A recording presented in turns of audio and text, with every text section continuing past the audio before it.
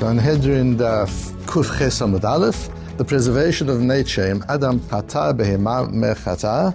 The sugya here, these dapim, as previously we're dealing with the story of Bilam, these dapim deal with the story of Noach and that whole period of time.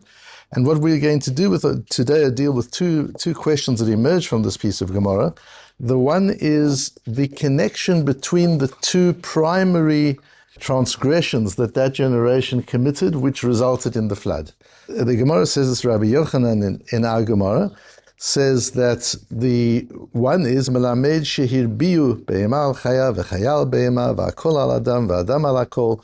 They had cross-species sexual relations. Animals with cattle, wild animals with cattle, and cattle with wild animals, humans involved. It was a real disgusting transgression of sexual norms, not only in the humans, not only among humans, but in the animal world as well. And then Rabbi Yochanan also says, Amar Rabbi Yochanan Borei Kama Gadol Kocha Shel Chamas Share Dor Hamabul Avru Al Kol V'Lo Nechtam Alehem Gzar Dinam Ela Shepashtu Yedehem Begezel. See how serious theft is, because the generation of the Mabul of the flood did so many terrible things, and some of them we've just learnt about, and yet what really sealed their fate was dishonesty and theft. The Sforno says that the owners of fields used to exploit the workers, and the workers used to cheat the owners. And so it comes out that all the produce, all the production was given to Gazlonim. The managers were Gazlonim, the owners were Gazlonim, the workers were Gazlonim. Everybody was dishonest. The whole system was dishonest. And that was it. So what's the connection between Harba'ah and Gezel? Between this cross-species relationships that they had and theft? The second question we're going to deal with is the Gemara's own question. Im Chata Behema Me Chata. Understand that the human beings have free choice, and they were given certain mitzvot, the mitzvot b'nei Noach, and they did wrong, whether it was Gezel, whether it was Harba'ah, other things as well, and for that they had to be punished, one understands. But why the animals? Why was the whole of nature punished as a result of human indiscretion? So on the first question, what is the connection between Harba'ah and Gezel? The Ramban in Parshas Noach says an amazing thing in passing almost, and yet it's so powerful. And he quotes our Gemara, "V'Rabotenu amru she'alav nechtam gzar dinam," that their fate was sealed because of theft. That was the thing that really clinched it. V'hatam. Why theft more than anything else? They did all these terrible things in their sexual relationships, totally depraved. And they did all sorts of other things as well. And there was idolatry. There were all sorts of things against the mitzvot b'nei Noach that they were commanded to keep. Why Gezel? Ratam. Mipnei shehi mitzvah muskelet. Because you don't need a Torah to tell you shouldn't steal. That's why it was so serious. And then he goes further. Ein lahem batzorech lenavi mazhir. They don't need a novi to tell you not to do them. Certain things you don't need to be told that it's against the halakha. There's certain things that every human being can figure out for him or herself.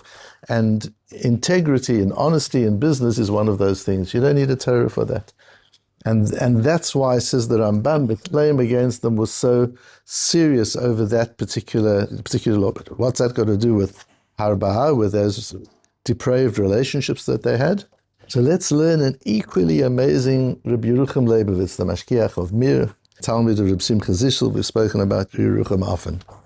Says Rabbi Yerucham, Lo nechtag zadinam el ala gezer uvi'er haramban. He brings this Ramban because it's an intellectual mitzvah. You don't need the Torah for it.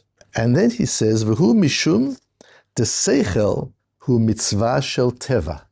Something which is intellectually knowable, you don't need a Torah for it. You don't need the Shulchan Aruch for it. You need to know that. He calls that a mitzvah shel teva. It's a natural mitzvah. It's a law about nature. You don't need the Torah. V'lachein dikteku avot hakadosha b'shmirat teva b'chol pratav. And that's why the avot were careful to keep natural order down to every detail, to preserve the way nature operates, to show respect to natural law, to live according to natural law. That's something that the Avot did. And he gives examples. Be'emet ein chiluk klal bein mitzvat teva le mitzvat tefillin. There is no difference between putting tefillin on every morning and taking care of nature. Degam shmirat teva Torahi. Because keeping the laws of nature is also Torah. You don't need the Shulchan Aruch for it. You learn it from nature. There are two sources we have to learn truth. We learn truth from the Torah and we learn truth from the world around us. If we have our eyes open, and we've discussed a lot recently, the lenses through which we look at the world and at nature, from that we learn reality. We learn what we need to do and what not to do.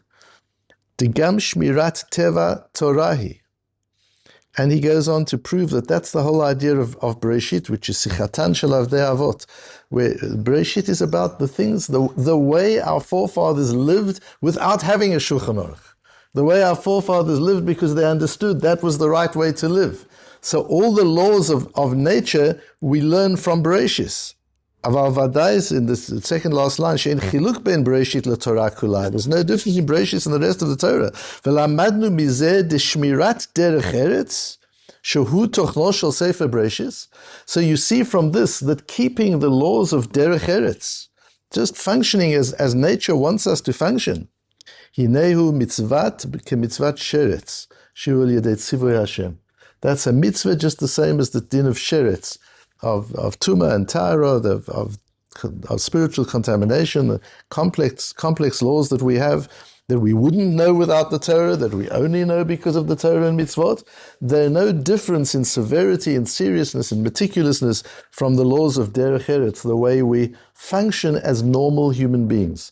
The idea of normality, we talked yesterday about the idea of things being in context, of understanding one's environment, being able to relate to one's environment in a proper and a constructive way, being normal, having derech eretz. Derech eretz means the way of the world, the way of the land, the way of nature. That's as important as the rest of Torah. And that's what Sefer Bereshit is about. ולפי זה נוספו לנו מצוות ותורה חדשה על כל צעד וצעד. So you need to know there are not 613 mitzvot in the Torah. There are a whole lot more. Because in addition to all the mitzvot of the Torah, we have added new mitzvot and a Torah chadasha, a whole new Torah, al kol tzad v'tzad. Every step we go, you've got to think of Shulchan Aruch, but you've also got to think of derech eretz. Is this right? Is this the menschliche thing to do? Is this the honest thing to do? Is this the right thing to do in terms of what's expected of a human being, never mind a Jew or a Ben Torah?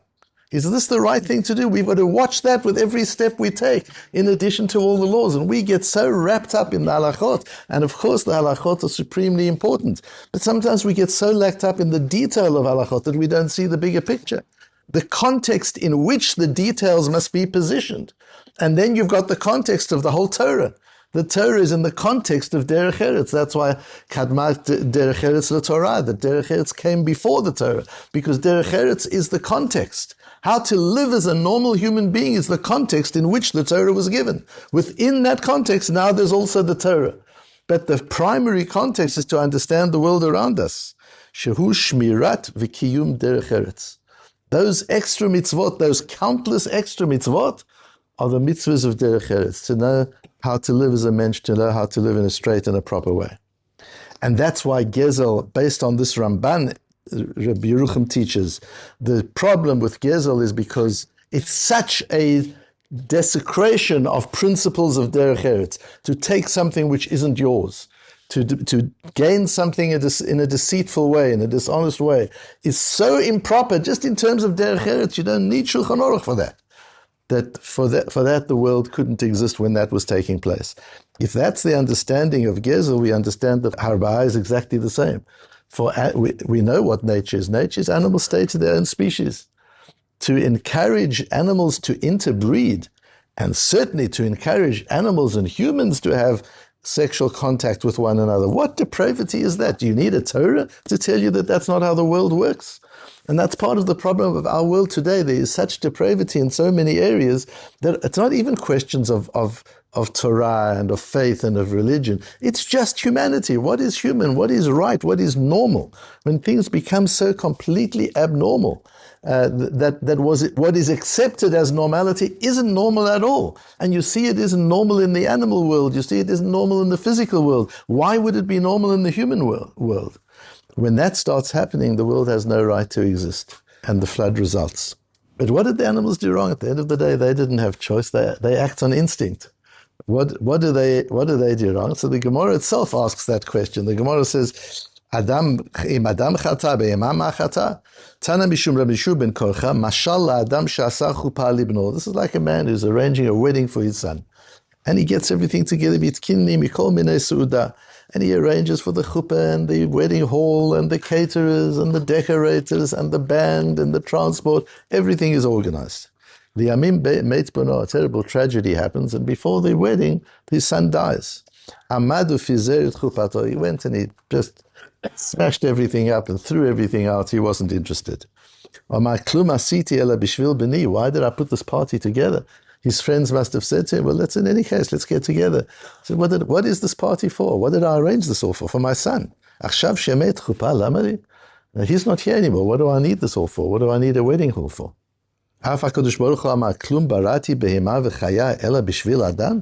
Didn't I create all of nature for humanity?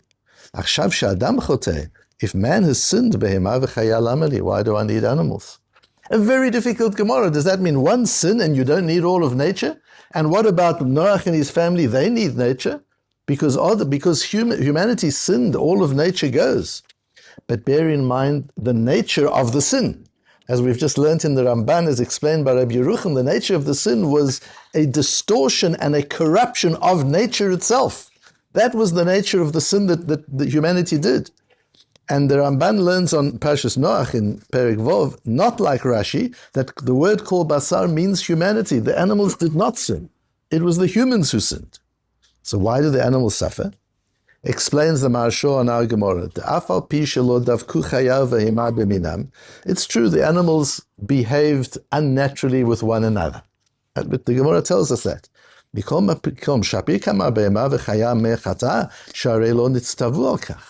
Animals don't have mitzvahs. So animals can't have reward and punishment.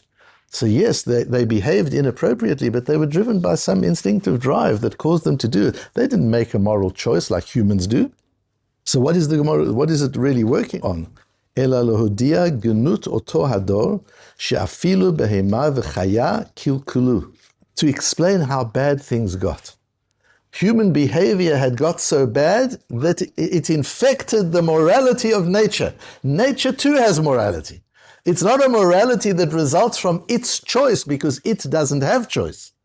But nature and humanity is such an integrated system that when man makes a choice, it impacts the whole of nature.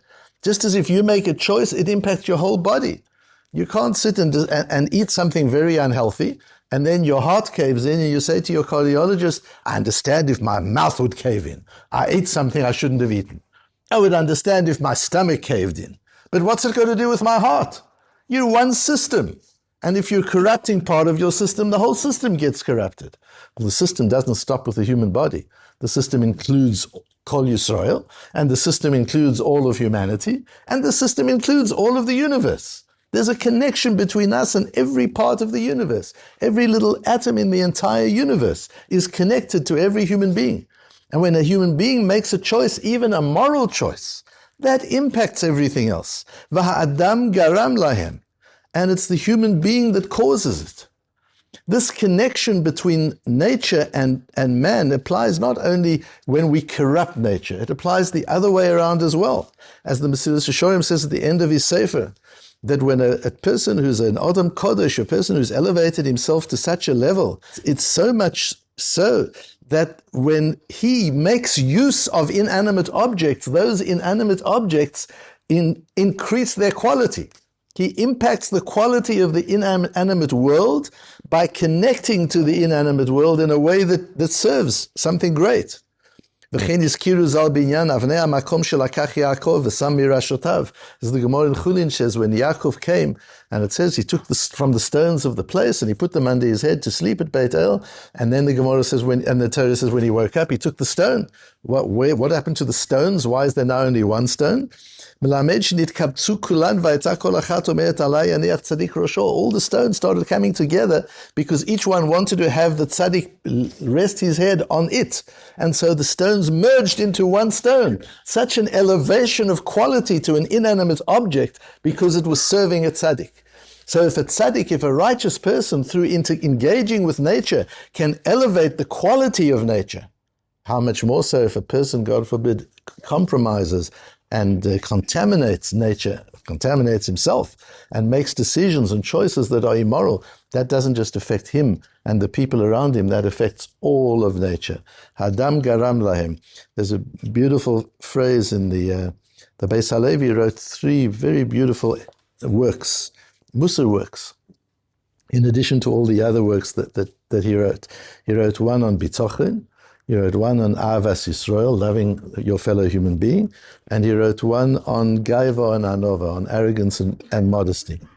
And in this Sefer of Gaiva and Anova, he writes, among other things, V'chol ha'tolaot v'ha'pegaim sheba'olam, all that happens in the world, all the tragedies and the disruptions and the bad things that happen, hakol sovavim v'holchim rak al ha'adam. They are all caused by human behavior. If there's global warming, that's something to worry about, but the solution is not reducing carbon dioxide. That might be part of the solution. The scientists must figure it out, but that's not the whole solution. If the planet is acting angrily and we're having storms and floods and hurricanes and earthquakes to an extent that we haven't had before, that, according to what we're learning, is far more than a scientific cause. There's a moral cause for that as well. And that we need to understand that our obligation to protect the planet is not an environmental obligation. There's that as well. We're not allowed to damage things. We're not allowed to destroy nature. But there are other ways we can destroy nature. To think that the only way you can destroy nature is by emitting carbon dioxide, and if you stop emitting so much carbon dioxide, everything's going to be good. That's not the problem. The real problem is human behavior.